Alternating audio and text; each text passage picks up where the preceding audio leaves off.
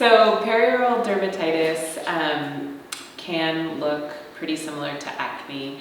And perioral dermatitis is also regional, so think about that. You know, it does occur in a certain area.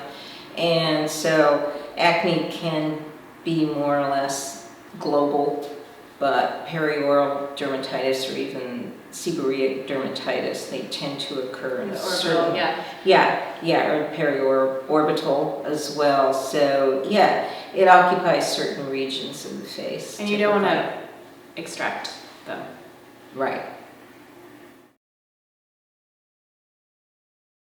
Actually, any chemical sunscreen agent can trigger some kind of dermatitis. And you also want to think about, aside from the sunscreens, like if it's periorbital makeup, eye creams, if it's around the mouth, you want to think about your toothpaste, things like that. Anything that could be potential aggravators, things that contain chemicals, colorants, fragrances, things like that.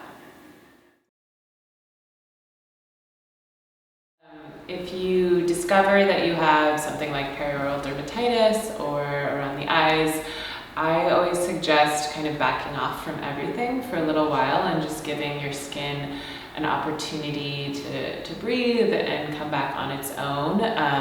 A lot of products are kind of getting in the way of the skin's natural process. So if you can back off, give your skin like 3 days or so to see how it adjusts, and then slowly add in products such as, you know, like our barrier restore serum or something that's going to introduce micronutrients that are really important for barrier function, and then also, you know, just kind of like soothing, hydrating, nourishing properties.